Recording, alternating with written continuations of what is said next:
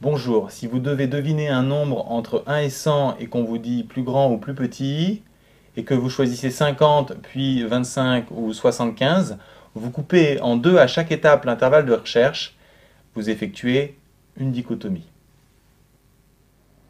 On prend une fonction f strictement croissante et continue sur un intervalle AB avec f de a négatif et f de b positif, ce qui correspond à cette situation où on voit qu'il y a une seule solution à l'équation f de x égale 0, ce qu'on pourrait démontrer facilement avec le théorème des valeurs intermédiaires qui ne nous intéresse pas ici. Ce qu'on veut, c'est construire un algorithme qui nous permettra de trouver alpha avec la dichotomie.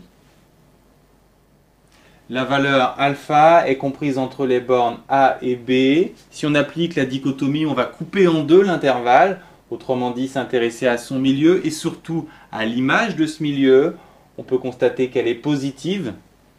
Donc alpha va être comprise entre A et le milieu qui va prendre le rôle de la borne supérieure, c'est-à-dire la place de B, codée sous la forme d'un algorithme si l'image du milieu est positive. La borne inférieure ne change pas, par contre la borne supérieure B va prendre la valeur du milieu. Si on réitère le processus sur ce nouvel intervalle, on constate que le nouveau milieu a une image négative. Il va donc prendre la place, cette fois, de la borne inférieure, autrement dit de A, ce qui va nous donner le programme suivant. Maintenant, la question qu'on peut se poser, c'est comment arrêter les itérations. On s'arrête quand on est suffisamment proche de la solution, c'est-à-dire quand on a un encadrement suffisamment précis. L'encadrement, c'est l'intervalle AB qui a une longueur égale à B moins A, qui est de plus en plus petite.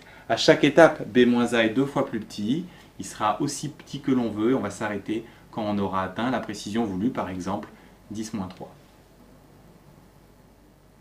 On va noter P la précision. Il nous faut une boucle avec condition d'arrêt, autrement dit une boucle tant que.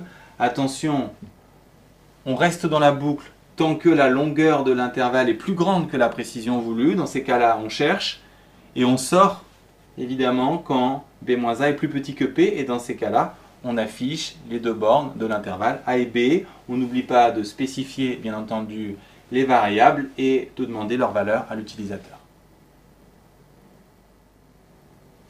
Première remarque, on peut supprimer deux lignes du programme, car A garde sa valeur et B garde sa valeur, n'ont aucun intérêt. C'est des choses qui se font automatiquement. Que faire maintenant si on a une fonction décroissante?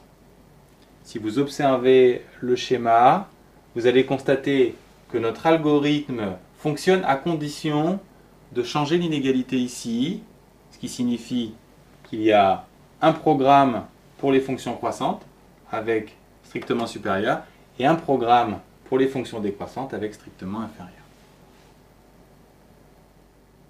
Enfin, si vous voulez un programme qui fonctionne à la fois pour les fonctions strictement croissantes et décroissantes, il existe une astuce. Elle consiste à tester le produit f de a fois f de a plus b sur 2. S'il est négatif, ça signifie qu'ils sont de signes opposés. Autrement dit, a et le milieu sont de part et d'autre de la solution.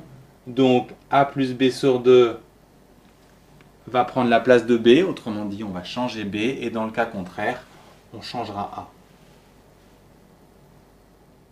Sur votre Casio, cet algorithme se code de la façon suivante.